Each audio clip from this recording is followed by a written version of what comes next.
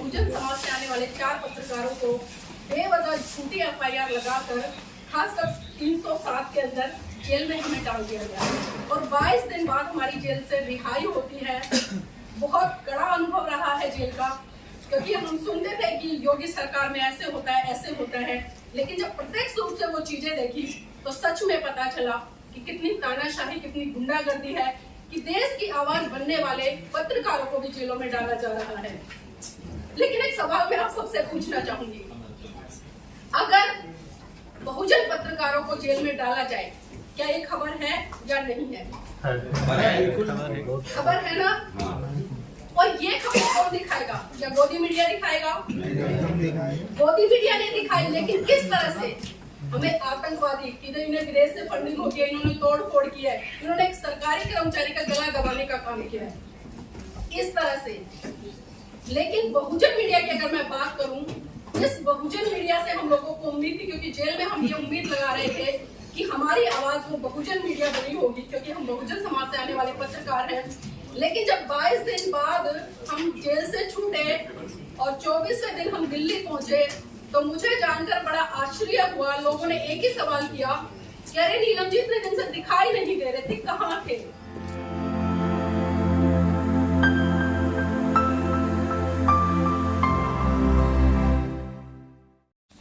सबसे पहले तो मैं आप सभी का यूट्यूबर जो बहुजन मीट्स है और उसके लिए बहुत बहुत स्वागत करती हूँ, क्योंकि मुझे बहुत अच्छा लग रहा है कि भारत के कोने कोने से यहाँ पर आप सभी आए हैं और कहीं ना कहीं जिज्ञासा आपके अंदर है कि कुछ सीखना है, क्योंकि जब तक हम सीखेंगे नहीं, आगे बढ़ेंगे नहीं।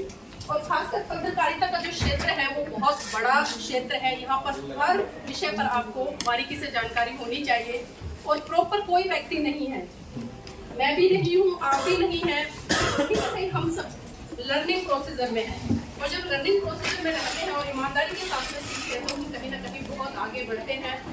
और पिछले काफी सालों से मैं भी पत्रकारिता के क्षेत्र में हूँ और सीखने का प्रयास कर रही हूँ। मैं कभी ये संकोच नहीं करती कि कोई मुझसे बड़ा है या छोटा है, जहाँ से मुझे सीखने को मिलता है मैं लगातार सीखने का प्रयास करती हूँ।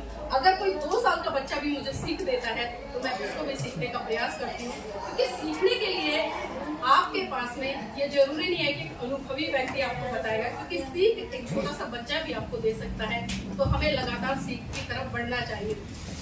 और मैं एनबी न्यूज 24x7 की चीफ एडिटर हूँ, उसके साथ साथ में संपर्क इंडिया चैनल है और तीसरा जो चैनल है वो है मेरा पर्सनल नीलम ब्लॉग चलता है।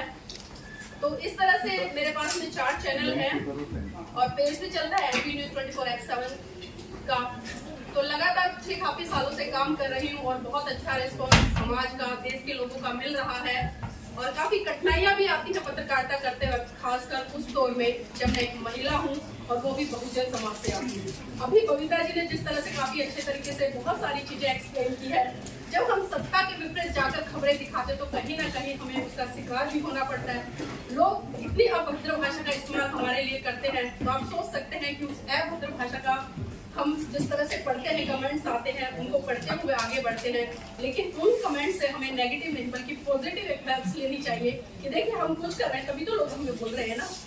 तो उसी दौर में अभी पिछले दिनों जिस तरह से उत्तर प्रदेश गोरखपुर में एक बहुत बड़ा आंदोलन था और उसी आंदोलन को कवरेज करने के लिए उनको बुलाया गया था, वक्ता के तौर पर भी उस कार्यक्रम में आमंत्रित थी। लेकिन कुछ हुआ कि वहाँ पर बहुजन समाज से आने वाले 4 पत्रकारों को बेवजह झूठी एफआईआर लगाकर खासकर 307 के अंदर जेल में हमें डाल दिया गया और 22 दिन बाद हमारी जेल से रिहाई होती है।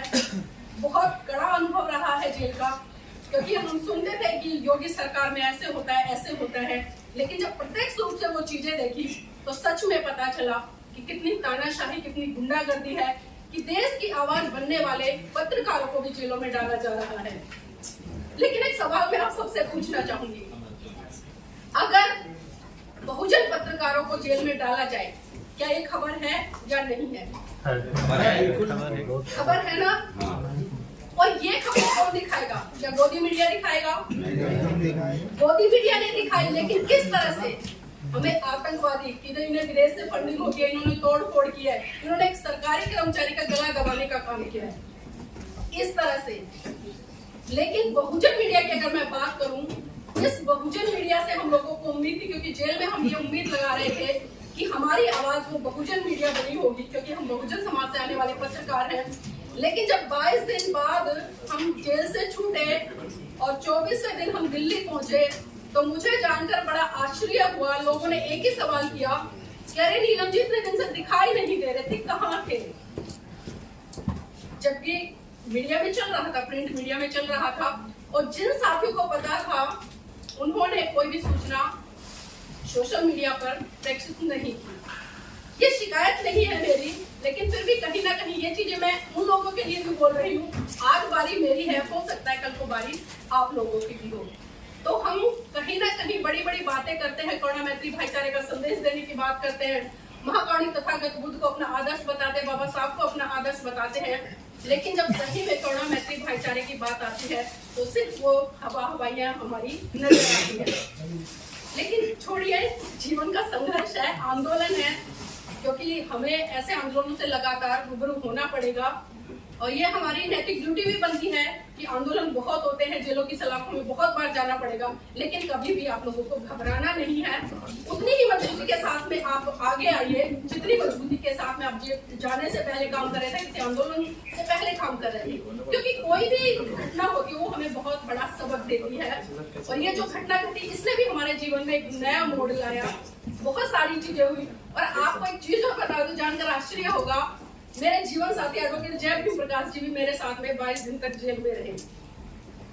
मतलब दोनों हस्बैंड वाइफ जेल में 22 दिन तक। एक बच्चा है, मेरा बेटा है, वो घर पे अकेला, घर वालों को कोई सूचना नहीं किसी भी तरह की। लेकिन कैसे कैसे संपर्क सूत्र निकाल के उन्होंने 7-8 दिन बाद पता चला, गोरखपुर जेल पहुंचे, मिले, तब जाकर उन्हें थोड़ी तसल्ली हुई।